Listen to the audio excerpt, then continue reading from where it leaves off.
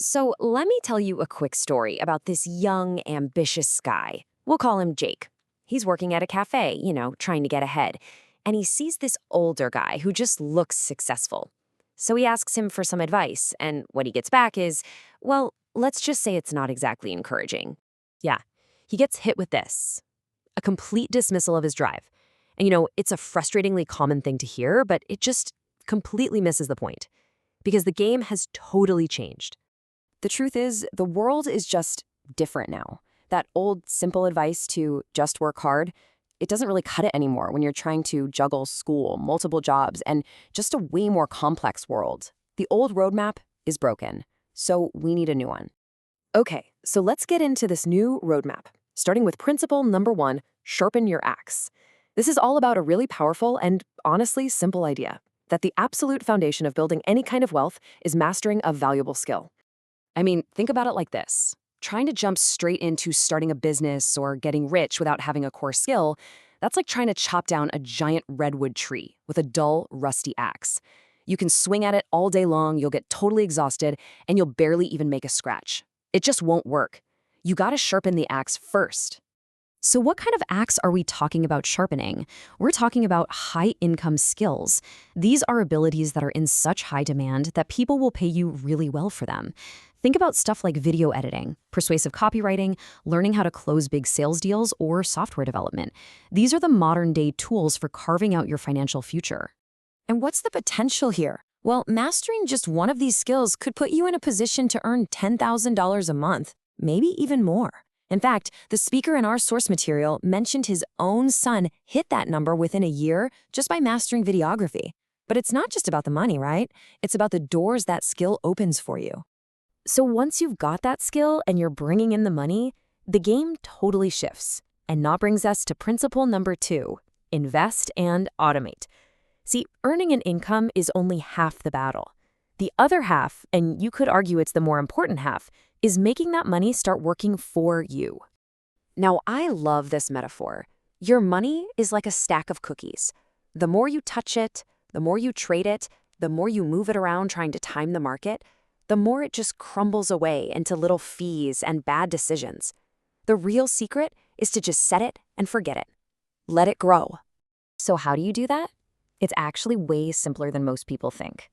First, just decide on a percentage of your income you're comfortable investing. Then, you set up an automatic transfer, an auto investment, into a simple, low-cost index fund. And the last step, the most crucial one, you stay consistent. Every single month, rain or shine. Let's look at how this plays out in the real world. You don't need a huge pile of cash to get started. Let's begin with a really manageable number, automatically investing just $250 a month. That's it. Now, let's add the most powerful ingredient of all. And that secret ingredient, especially when you're young, is time. This isn't some get-rich-quick scheme. No way. We're playing the long game here, a consistent strategy over 40 years. Just watch what happens when you combine that simple, consistent action with a whole lot of time. And boom, this is where the magic happens. That consistent $250 a month with average stock market returns grows to over $1.5 million. No, that is not a typo. That is the absolutely mind-blowing power of consistency and compound interest. All right, so let's move on to principle 3, and you'll see how this all starts to stack together. Take calculated risks. Look, if you want to achieve results that are better than what the average person gets, you have to be willing to do things the average person won't. And your greatest advantage here, again, is time. But let's be real for a second. What is it that actually stops most people from taking those necessary risks? The answer might surprise you. The truth is, it pretty much boils down to these 2 big fears. Of course, we all have a fear of failure. Nobody wants to lose.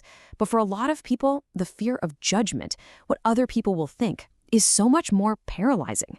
That little voice in your head going, what will they think of me if this doesn't work out? That can stop you dead in your tracks. But here's the logical reality of it. Your ability to take on risk is at its absolute peak when you're young. This chart says it all. You have decades, literally decades, to recover from any setback. That time is a safety net that older folks just don't have. So for you, failure isn't final. It's just feedback. And learning from that feedback brings us right to principle number 4, never stop learning. You've got to think of your brain like a computer, and you have to be committed to constantly updating its software. One of the biggest viruses that can infect your mental software is arrogance. This is perfectly explained by something called the Dunning-Kruger effect.